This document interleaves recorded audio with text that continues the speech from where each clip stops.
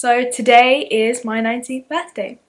We're going to be doing a video on everything I learned, well, 19 things I learned by 19. Let's get into it.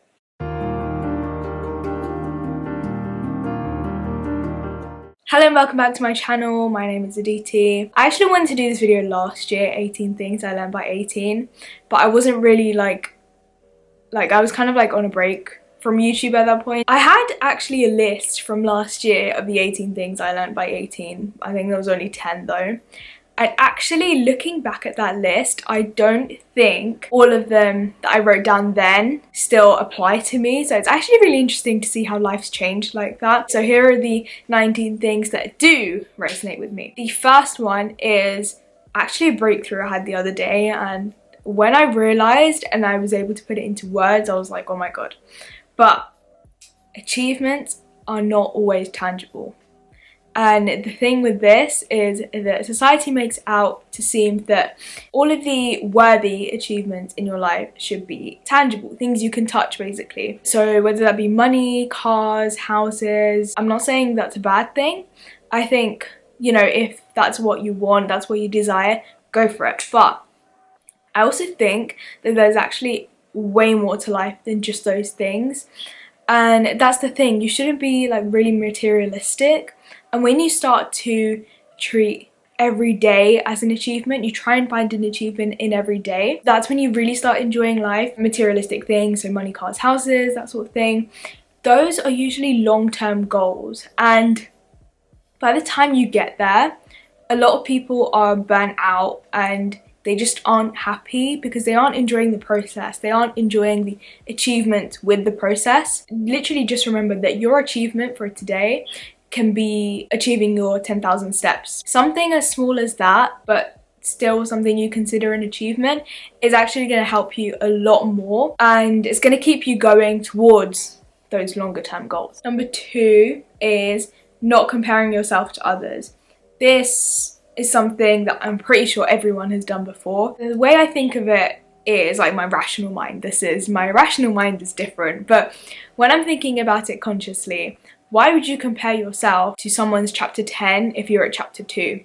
And vice versa. Why would you compare yourself to someone's chapter 2 if you're at chapter 10? I actually did a TikTok on like the second one, and not thinking you're better than other people just because you're at a different chapter, and like saying we're not thinking that you're worse than people just because you're at a different chapter. Like, everyone has their own individual life paths, and that's the way it's meant to be. These things, when we compare ourselves, they come in isolation. You know, you don't have a full picture of this person's life. You only have a full picture of your own life. That's it. No one else's. So things don't become directly comparable in that way. So you have to really take that into mind.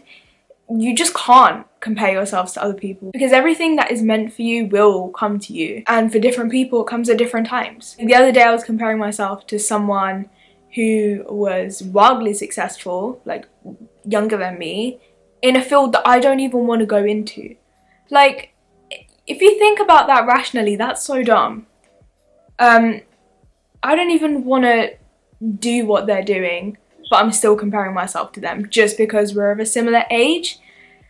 And like, again, you don't have a full picture of this person's life, so you literally cannot say anything. Okay, now number 3 is focus on yourself. The main focus of your life should just be yourself. Whether that be like reading books, resting, you know, just doing something for you, exercising, anything. Making sure that you come first and you're working towards your goals, things like that. Don't go chasing after people. Just don't do it.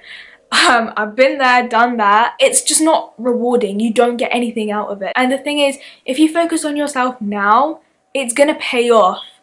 What, in a year, in 5 years, in 10 years, it's gonna pay off. Now, number 4 is consistency. This is one I feel like I still need to work on in certain areas of my life, but it's hella important. Consistency means that you're showing up for yourself, you're showing up for other people every single day, every single week, every single month, however often you want to show up. And as long as you do that, as long as you have that discipline to continue to be consistent, you will see results of some kind. Even if you're going in the wrong direction, you're still going to learn something along the way. And having built up that habit of consistency, that's what you've already done, albeit you've gone in the wrong direction. And don't do anything half-heartedly and then wonder why you're not getting results. Number 5 is do that thing. What I mean is that appointment, that laundry, that phone call, anything, that email, just do it. Like, honestly, I'm so bad at this.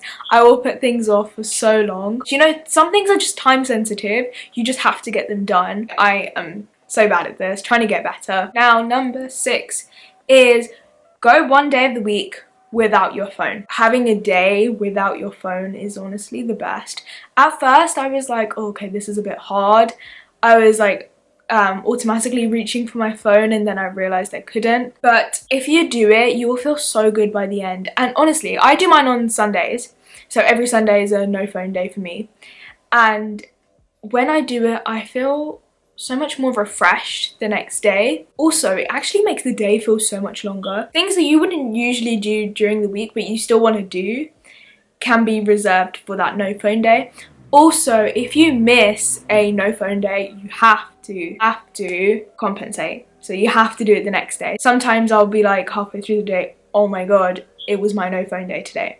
Instead of just doing a half day at that point, forget the no phone day for today and then just do it the next day. One thing I will say, I do go on my phone if it adds to what I'm doing that day. So like, if I'm with a friend and I just want to make a TikTok randomly, I will use my phone in that respect. If I want to take pictures, I will use my phone in that respect. It's about not sitting there on your phone and doing nothing. It's about the phone adding to your life. Okay, next one. Number 7, main character energy. Honestly, love it. It's a concept that I think started on TikTok. Be the main character of your own life, be the main character of your own film, that sort of thing. And as soon as you start embracing it, it's actually a game changer. Like, I just genuinely am in love with the concept. So yeah. Next one is find small things in your life that just make you happy. So mine is going on long walks with music, spending time with family and friends. I guess that would be another one, but I think that's a bit harder to do because you're involving other people. When I mean small things, I usually mean things you can do by yourself, because you know, you just have to rely on yourself for that, no one else. Like, have these things at the ready and make sure that you incorporate one of them into every single day. The way I like to think of it, although it's a bit meh, is if I died today, would I be happy with how it ended? Not consciously, subconsciously, that's the way I think of it. That got really morbid and just sad, so let's move on. Number 9 is protect your energy, and I guess this comes in very much with being alone and with other people. While being with other people is also great, make sure that those people aren't stealing your like precious energy, because you only have a limited amount of energy to give out. Most of it should be for yourself, but when you do interact with people, you do give it out. So make sure it is going towards the right people. Don't get involved in like petty arguments, things like that, because that's not going to do anything for your energy. Try and like spend your energy on people that reciprocate the energy, like who treat you the same way that you treat them. Again, kind of related, put your own happiness first. So many people take this in the wrong way, but put your happiness first just means that take care of yourself, because without taking care of yourself, you literally cannot take care of other people. That does not mean become arrogant, selfish, a brat. That's not what it means.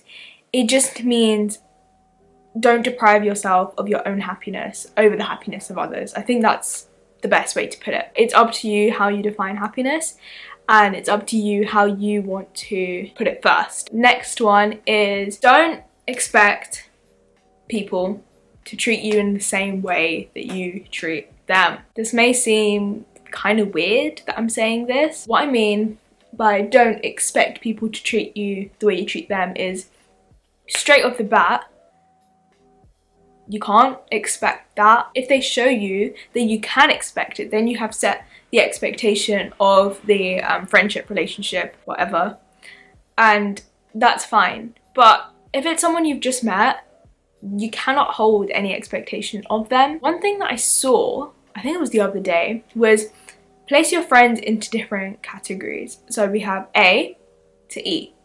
A is like your closest friends, blah blah blah. E would be like the shopkeeper. You have zero expectation of them. And then, you know, like place accordingly. You can kind of define where the boundaries are for that. Have those mental categories in your head for setting expectations of people. If they don't meet that category standard anymore, move them down. If they surpass the category standard, move them up. That way you're going to get hurt a lot less. As soon as you start doing this, you'll see a change in your happiness, in the happiness that you have around your friends. This does not mean, by the way, that you should not communicate your needs to this person, but in communicating your needs, consider what category they're in. It's all about like a balance between expectations and communicating needs. For number 12, this is something that not often happens to me, but sometimes happens to me, is sometimes I'll feel really lost with myself and I won't feel like myself. So it happened, what, at the start of June? Yeah, kind of like the start of June. I just didn't feel like myself. I felt really weird. I felt just not nice, icky. I identified exactly what was making me feel like that and I stepped away from it. And when you go back to things that identify you as a person, you are obviously just gonna feel like yourself. But I would say also try and stay alone if you can during that period, because it helps to just like recollect your thoughts. I read it in Feel the Fear and Do It Anyway. You know what, I'm just gonna show you that book. One sec. Yeah, so it was this book, Feel the Fear and Do It Anyway by Susan Jeffers. And this book was basically saying that if ever you like feel lost, you don't feel like yourself, then it's your mind telling you that you're on the wrong path. It's actually a really good thing that we have these like sort of signals. Also, just journaling like how you feel is a really good way of sorting those feelings and emotions out. I have a video on journaling, by the way, so if you want to check that out, then check the eye. I can never remember which side of the thingy it is, so one of them will have the eye. Also, I would say just having time away from your phone is best. Like, in this period, you're already going to feel a bit weird. You're not going to feel yourself. And when you're on social media, especially like Instagram, you're going to be comparing yourselves to other people. Just no, it's not good. And also, it's just time wasted. You need to bring yourself back on track. That takes time in itself, and you want the process to be as quick as possible. Meditation might help for you too. Number 13 is just let yourself feel things. If you're sad, just let yourself be sad. Just work through those emotions. Don't throw like toxic positivity on yourself. The more you try to do that to yourself, the more you're suppressing your emotions, the more it's just going to get worse. Those emotions are just going to appear at a different time when you're not expecting it. You want that. That's definitely something I probably learned in the past 1 to 2 years, I would say. Number 14 is things are going to get better with time. It may seem like the worst thing in the world right now, but whatever it is that you are struggling with, it's gonna get better with time, and that's a guarantee. Like, I promise you that. People can change their minds, people become accepting, you can change your outlook on the situation. Things literally won't seem as bad at that point. You will make it out. Just put it like this: you made it through every single bad experience in your life, yet you're here today. That shows something. There's no way to get around the fact that some things just take time. Distract yourself, I would say. Distracting yourself is a good idea. Don't put all of your focus on it where you can. And kind of related to that, not everything will work out the way you want it to. So you've carved out a path of your own, but it may not be the best path to get to where you want to be, based on your personality, based on your past experiences, all of that, based on how much you need to learn by that point. Because sometimes bad things happen to us so that we can be tested. And that's in the book I'm reading right now. So the book I'm reading is called The Alchemist. There you go. And it's all about finding your personal legend, that's what it's called, but your purpose, what you were born to do. The boy basically is looking for a treasure. He gets thrown through all of these things along the way, and it's about testing him to see if he really wants it. And the thing is, if you really want something, you will get it as long as you're willing to go through those tests, as long as you're willing to learn, as long as you're willing to put action into it. The next one, number 16, we're getting close to 19 now, is please, please, please use the power of manifestation, use the power of the law of attraction. I use the power of the law of attraction to get into my dream university, my top choice university, and I got an offer. Even if it's just something as small as, oh yeah, my mom was saying the other day, oh, I want to eat this, like insert food, I don't remember what food it was. We were watching the film at that time, the next scene they showed that food. Like, there is no logical explanation for that. No, I wouldn't say that, there's no non-metaphysical explanation for that. It's not to do with religion, it's not to do with anything like that, it's to do with metaphysics. These things exist whether you believe in them or not. You are manifesting all the time, and you may as well make use of it. But again, you have to put action towards these things. But if you want to learn more about the law of attraction, again, I have a video wherever the eye is and you can watch that. Kind of related to that, number 17 is when luck is on your side, be on the side of luck. By doing that, you're trusting in the universe. It's giving you all the tools that you need to succeed. You just have to put the work in. Honestly, the whole thing is about putting work in and trusting the universe. That's it. Number 18, please don't be an obstacle in your way. No one is stopping you except yourself, and that's a really important thing to know. Like, I promise you, you can get through anything, but just know that some change is the best. Now, number 19 is please just be yourself. Nothing but yourself. Don't let anyone tell you what you can and can't be. Don't let anyone define your existence. Don't let anyone tell you what you can and can't do. That's all up to you. Don't let anyone tell you what you like and what you don't like. Live your truth, whatever that may be. Whatever makes you happy is valid. You are valid. That's all I want to say. Sometimes not everyone will agree with you and how you decide to present yourself, but do you know what? That's okay. It's not about them. It's about you, and not letting other people's opinions get to you. Life is way too short to care about anyone's opinion but your own. When you are yourself, truly yourself, and you aren't sorry for anything about yourself, you aren't sorry for liking this, liking that, that's when you'll feel free. That's when you'll just enjoy life. You'll take everything as it is. You'll be happy. You won't have this image to upkeep. And also, when you are yourself, you attract the people that are meant for you. You attract the best people into your life. And yeah, those are the 19 things that I learned by 19. If you like this video, then give it a thumbs up. If you have any comments, questions, requests, please put them in the comments. As always, subscribe if you haven't already and hit the bell icon. And I will see you in my next video. In the meantime, watch some of my old videos, stuff we've mentioned today, journaling and the law of attraction. Yeah, that's it from me. I will see you another day. Bye.